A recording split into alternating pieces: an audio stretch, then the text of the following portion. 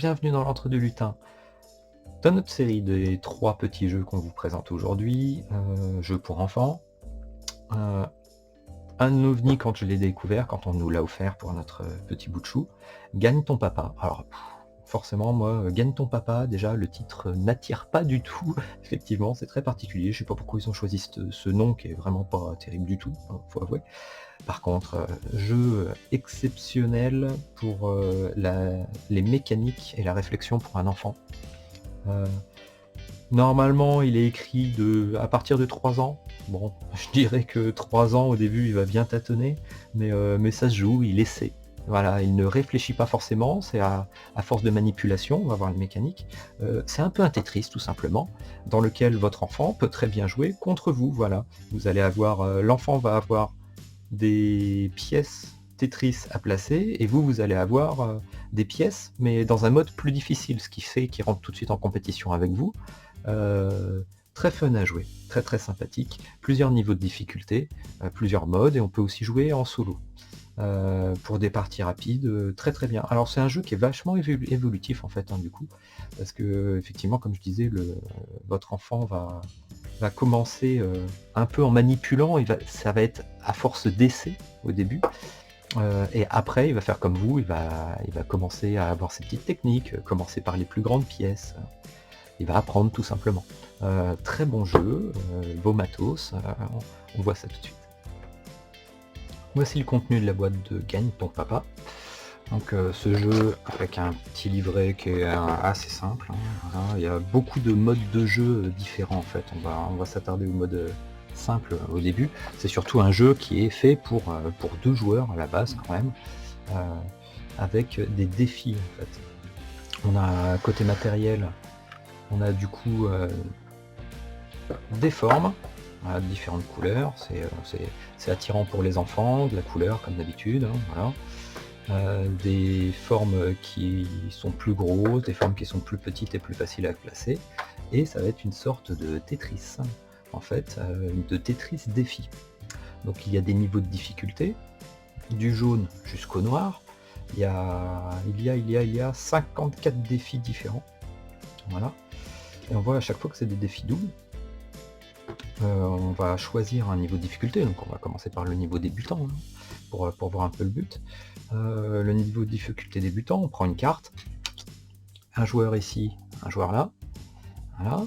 Chacun va avoir le défi de mettre ses pièces sur ces 3 lignes, de compléter les 3 lignes. Voilà. Donc au début, on choisit ses propres pièces.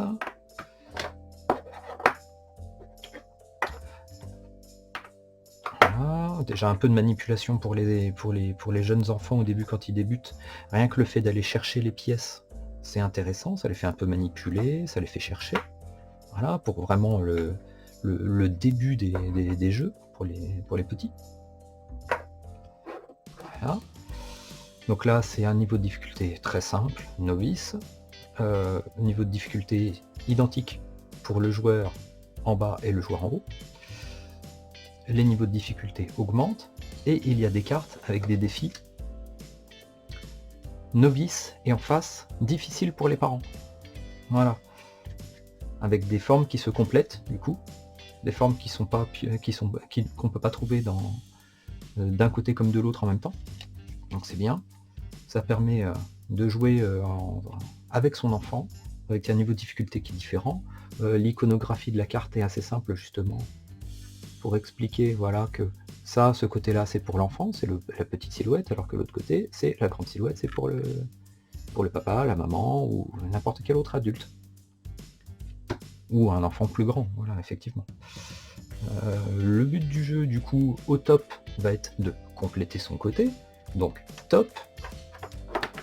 Voilà, hein, moi je pars, je fais un peu n'importe quoi, je débute, voilà, hein, et pardonnez-moi de débuter. Hein. Bon, voilà, j'ai gagné alors que l'autre n'a pas terminé. Qu'est-ce qu'on va faire? Ça fait 1 point pour ce joueur-là. On augmente de 1 pour faire la deuxième manche. On récupère chacun ses bouts de bois. Et celui qui a perdu choisit un bout de bois grand pour son adversaire. Donc ouais, je vais choisir celui-là. Ensuite, l'adversaire, lui, en choisit un autre pour l'autre joueur. Et au top, on recommence pour faire avec une ligne supplémentaire, avec une pièce supplémentaire. Je me suis pas entraîné avant. Voilà. Voilà, top, j'ai fini. Et ainsi de suite. Voilà, on va recommencer. Ce joueur choisit une pièce pour lui, ce joueur choisit une autre pièce pour lui.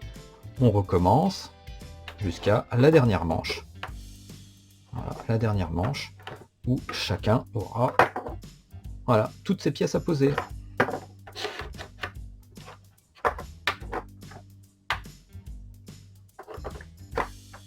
J'aurais pas dû me lancer là-dedans en live. Oh là là là là là, quel fou je suis. Peut-être pour placer. J'ai le stress de la caméra.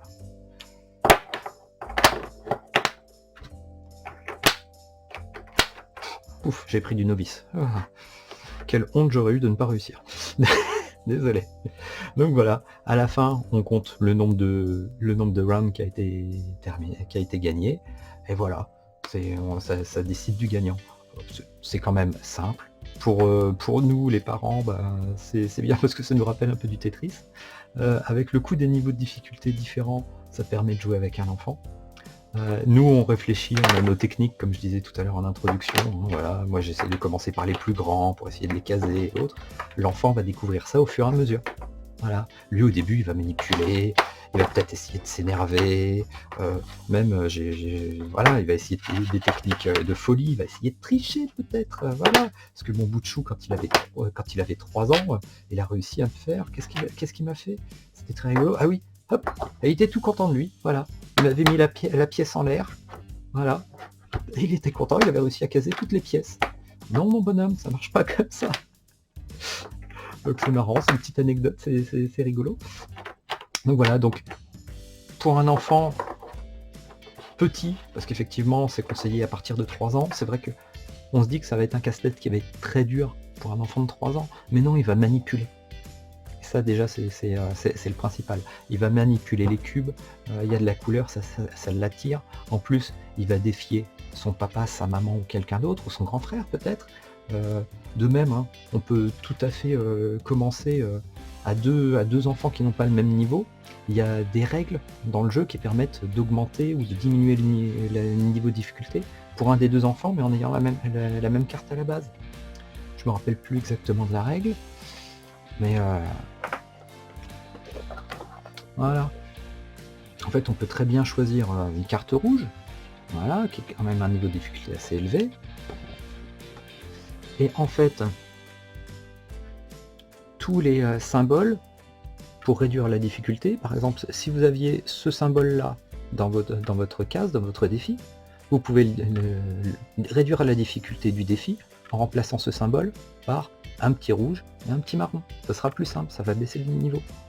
Donc c'est pour ça, vu le nombre de défis différents qu'il y a, on peut vraiment adapter pour 2 enfants qui n'ont pas le même âge, pour un adulte, un enfant, voilà. Et même si l'enfant n'y arrive pas, ça va lui apprendre un petit peu la patience, ça va le faire manipuler, parce qu'à 3 ans, c'est ça qu'il cherche d'abord, hein, c'est manipuler, et après, au fur et à mesure, bah, on augmente la difficulté, c'est très ludique.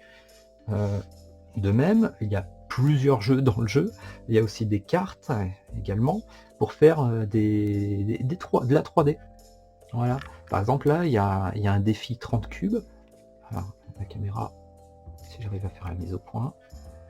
Voilà. Un défi de 30 cubes en 2 par 3 par 5 pour faire un volume 3D qu'il faut réussir avec le défi. Voilà. Il y en a plusieurs, plus ou moins difficiles. Il y a ça, après il y a des trucs un peu gadget aussi, d'essayer de reproduire des puzzles et des formes. Voilà. Pour un jeune enfant, moi le mien il a bien aimé essayer de faire la tortue avec son papa. Voilà. Alors ça lui a permis effectivement de manipuler, de placer dans l'espace par rapport par rapport à un schéma, pas évident pour les petits bouts de chou, pas évident. Ça lui apprend à essayer de reproduire quelque chose qui est calqué sur du papier, très difficile. Mais voilà, encore quelque chose qu'elle peut appréhender et s'améliorer avec ce jeu. Donc voilà, c'est pour ça que ce jeu, je le trouve très intéressant. Seul défaut, c'est gagne ton papa, gagne ton papa. Mais qu'est-ce que c'est ce nom? J'ai cru voir un gagne ta maman. Je sais pas s'il y a une différence ou si c'était juste pour l'égalité qu'ils ont changé de nom. Parce que c'est vrai que gagne ton papa, pourquoi hein? Bon, bref. Mais malgré tout, jeu très bon. Effectivement, c'est écrit à partir de 3 ans, ça peut surprendre quand on voit que c'est un peu un aspect Tetris, on peut se dire: «Non, mon enfant ne pourra pas réussir à faire ça», mais au pire, il va manipuler. Il va manipuler, il va essayer. Peut-être parfois va-t-il un peu pinailler, ne pas réussir. On est là pour l'aider, voilà, pour qu'il voit qu'il y a un apprentissage possible, il va voir qu'il va s'améliorer, quand il va y arriver, ça va être du bonheur et un grand sourire. Il va voir que papa, dans les niveaux plus durs, c'est plus dur, voilà, il va avoir du mal, papa, hein, moi j'ai eu du mal, voilà, maman ça va être pareil, il va avoir du mal, grand frère va avoir du mal, grande sœur va avoir du mal. Jeu très intéressant effectivement pour nos bouts de chou. Voilà, voilà, voilà.